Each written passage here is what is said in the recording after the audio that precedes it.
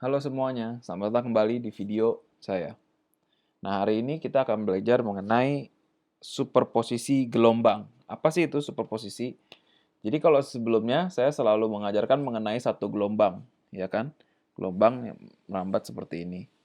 Contohnya misalnya kita melemparkan batu ke dalam air, seperti itu ya. Tapi di pada kenyataannya, jarang sekali ada gelombang yang harmonik hanya satu sudut saja. Nah, aslinya itu gelombang itu lebih acak gitu ya. Nah, itu sebenarnya gelombang yang acak itu aslinya kita bisa pecah menjadi gelombang-gelombang yang seperti ini, tapi memiliki beberapa jenis. Nah, kemudian menjadi satu, nah itu yang disebut dengan superposisi, saat beberapa gelombang berjalan bersamaan.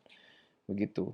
Nah, uniknya, yang paling unik, waktu gelombang itu kan yang seperti sebelumnya saya bilang itu energi yang mengalir, ya kan? Nah, energi yang mengalir ini sebenarnya mereka itu walaupun saling mempengaruhi tinggi di satu titik, tapi mereka berjalan sendiri-sendiri. Artinya kalau misalnya ada satu gelombang seperti ini, lalu ada misalnya saya kasih uh, di tengahnya kita garis seperti ini gitu ya. Nah ini anggap saja ini positif amplitudo, ke bawah ini negatif amplitudo.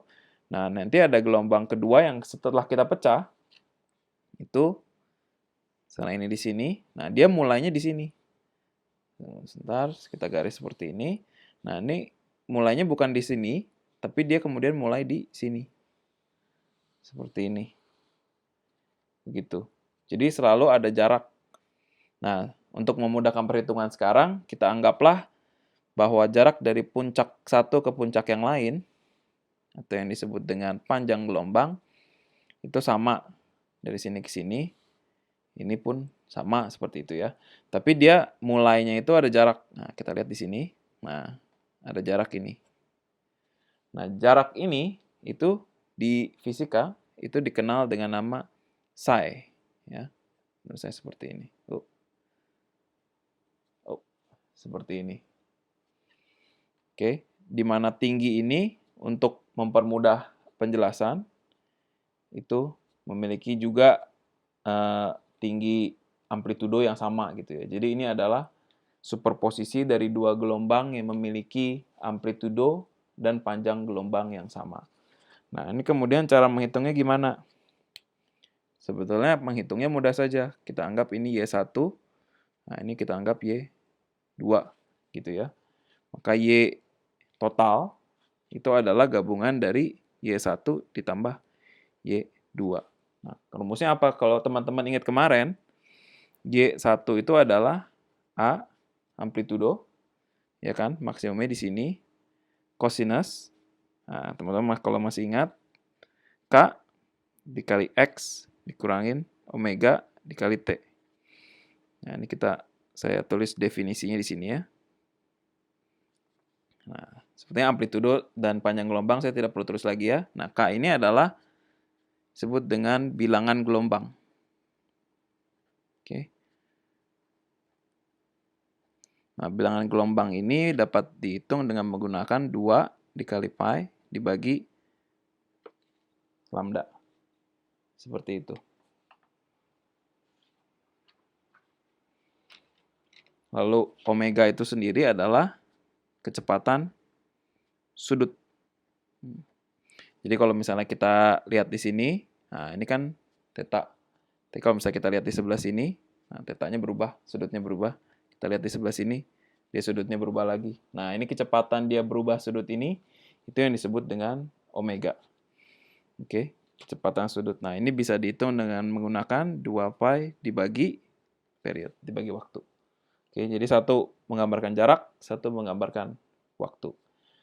Nah, bilangan gelombang ini atau yang disebut dengan wave number, biasanya untuk bahasa Inggrisnya, ini cukup penting. Jadi teman-teman harus ingat, ya kan, 2 pi dibagi lambda.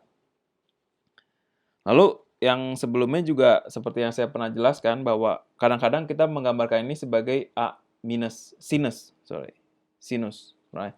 Tapi itu sebetulnya hanya ini saja. Nah, ini kan saya ngambil Y-nya jaraknya di sini, ya kan? Nah, jadi sehingga bentuknya ini adalah sinusoidal, kosinus. Sedangkan kalau saya ambilnya di sini, dia berubah menjadi sinus. gitu. Tapi karena kita ingin mulainya di sebelah sini, untuk case ini saya ambil cosinus. Oke. Nah, untuk Y sama dengan 1, dia persamaannya itu sama seperti biasanya. Nah, yang berbeda ini adalah yang kedua. Jadi untuk depannya sama saja, ya kan? Nah, tapi di sini kita tambah 1. Seperti ini. Nah, ini apa psi ini? Ini adalah ininya, jeda fase disebutnya ya. Jadi di sini sudah mulai, nah di sini sudah mulai berubah fasenya. Nah, di sini dia belum ada apa-apa. Lalu kemudian baru mulai di sebelah sini. Nah, itu kita disebut dengan psi. Ini kenapa saya tulisannya makin naik gini ya? Saya juga nggak ngerti, tapi sudahlah. Mungkin teman-teman di rumah kalau buat tulisan juga bisa lebih bagus. Nah, ini saya lanjutkan di sini. Jadi Y adalah Y1 ditambah Y2. Y total gitu ya. Jadi kalau kita tambahkan, ya kita bisa tambahkan langsung. A ini ditambah ini. Ini kan sama-sama A, jadi A-nya saya bawa keluar aja. Cosinus I1 dulu, Kx dikurangin omega T, itu, ditambah cosinus dari Kx dikurangi omega T dikurangi psi. Seperti ini. Ya, ini kita singkirkan dulu. Nah, lupa kurung satu lagi. Seperti ini. Ya, nah, ini yang perlu kita ingat di trigonometri, itu ada aturan bahwa cosinus alfa ditambah cosinus beta itu sama dengan 2 dikali cosinus dalam kurung alfa plus beta dibagi 2, gini, ya kan? Dikali cosinus dalam kurung alfa dikurangi beta dibagi 2. Nah, kita lihat alfa, ini alfa, beta, ini kita anggap beta. Oke, jadi dengan menggunakan prinsip yang sama, kita bisa tulis ulang.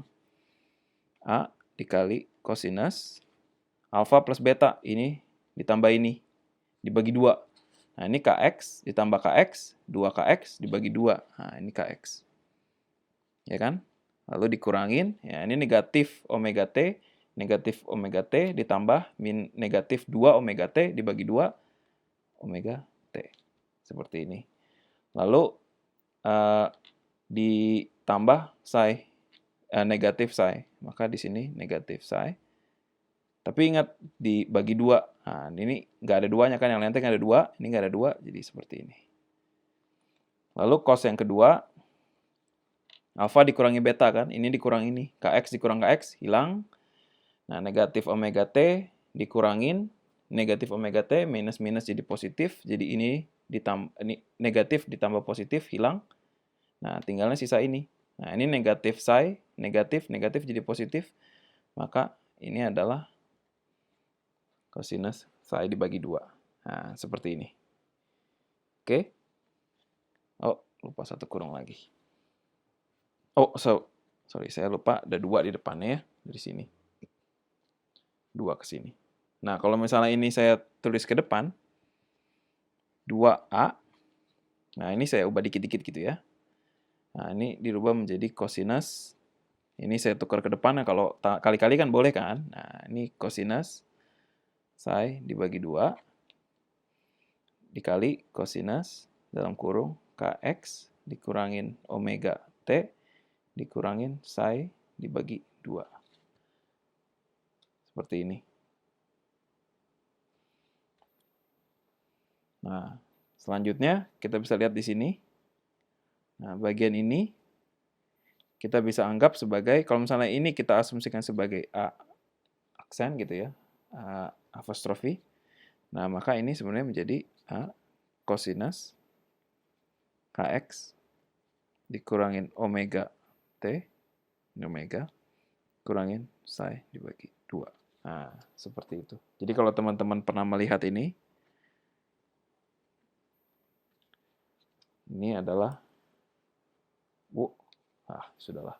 Ini adalah persamaan akhir dari dua gelombang yang bersuperposisi, tapi ingat, dua gelombang yang memiliki amplitudo yang sama dan panjang gelombang yang sama dan merambat ke posisi yang sama. Tentu saja di aslinya, ini pertama dia bisa jadi lebih dari dua, bisa beberapa, lalu amplitudonya mungkin berbeda, lalu yang menarik lagi adalah arah gelombangnya pun bisa berbeda. Tetapi cara menghitungnya seperti ini, gitu ya. Oke, terima kasih sudah mendengarkan. Sampai jumpa di video selanjutnya. Bye-bye.